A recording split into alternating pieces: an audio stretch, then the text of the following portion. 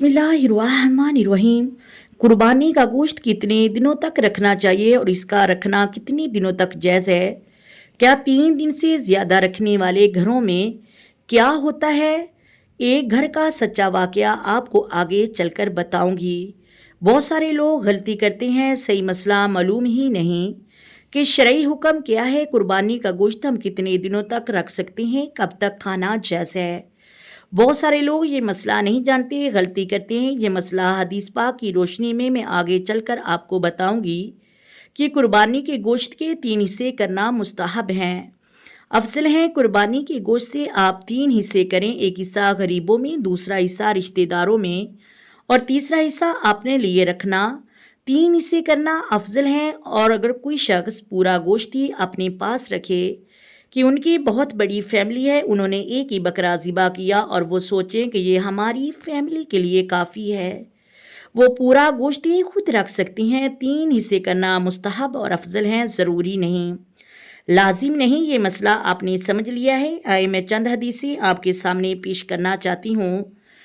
जिस तरह नबी करीम सल्लल्लाहु अलैहि वसल्लम ने हुक्म फरमाया, तुम में से जो कोई शख्स कुर्बानी करे और वो 3 दिन के बाद कुर्बानी के गोश्त में से कुछ ना रखे, ये भी हदीस सही बुखारी के अंदर मौजूद है।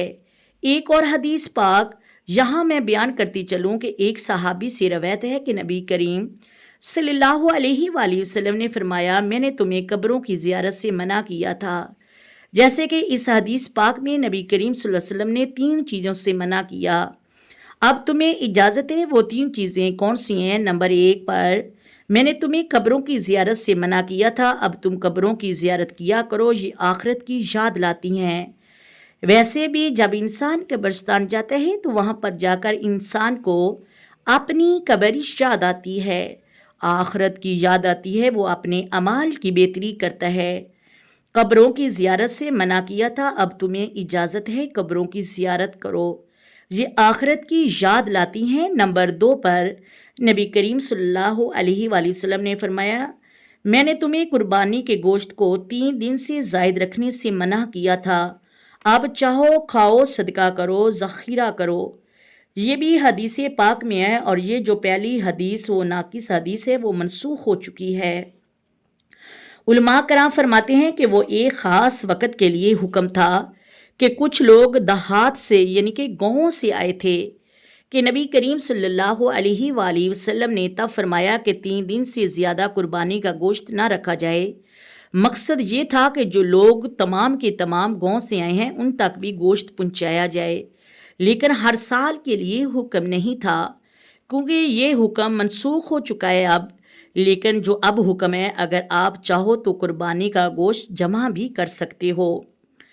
लेकिन कुछ लोग कहते हैं कि मुहर्रम के महीने से पहले पहले ख़त्म कर लेना चाहिए। मुहर्रम तक अगर कोई गोश्त रखा जाए तो उसके बहुत ज़्यादा नुकसान हैं। बल्कि मैं एक वाक़या आपके साथ बयान करती चलूँ कि मेरी एक दोस्त है, वो बता रही थी कि मुहर्रम के शुरू होने से 2-3 दिन पहले मेरी नानो मेरे घर आईं। ज़ुल्हज का महीना ख़त्म होने वाला था, 2-3 दिन बाकी रहते थे कि मेरी नानो जान किसी चीज़ को निकालने के लिए फ्रीज़र को खोला तो देखा शॉपरों की थैलियों में गोश्त पड़ा था। तो नानो जान ने मेरी बहन से पूछा कि ये क्या है। मेरी सिस्टर ने कहा, नानो जान ये कुर्बानी का गोश्त है, ये हम बनाएंगे।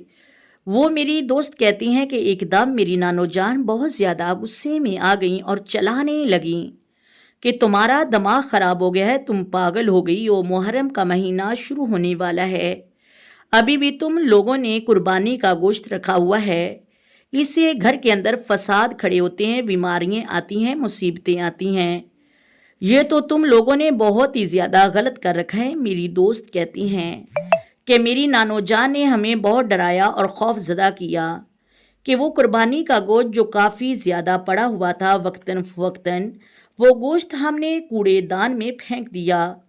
देखें कि वो गोश्त जो बाबरकत था उसे मनहूस समझ लिया, और एक तो वो गोश्त बाबरकत था उसे ज़ाया कर दिया और दूसरा उसे ही मनहूस समझा गया। मुसीबतें कुर्बानी के गोश्त से नहीं आती हैं, याद रखिए ये बहुत बाबरकत गोश्त होता है कुर्बानी का गोश्त। ہم زیادہ دنوں تک رکھ سکتے ہیں، یہ نبی پاک کی حدیث ہے۔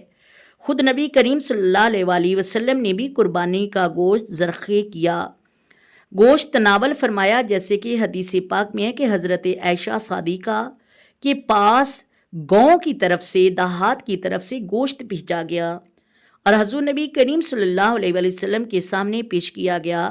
فرمایا کہ قربانی کا گوشت جمع کیا ہوا، تو نبی کریم صلی اللہ علیہ وآلہ وسلم نے فرمایا کوئی بات نہیں، قربانی کا گوشت جمع کرنا جائز ہے۔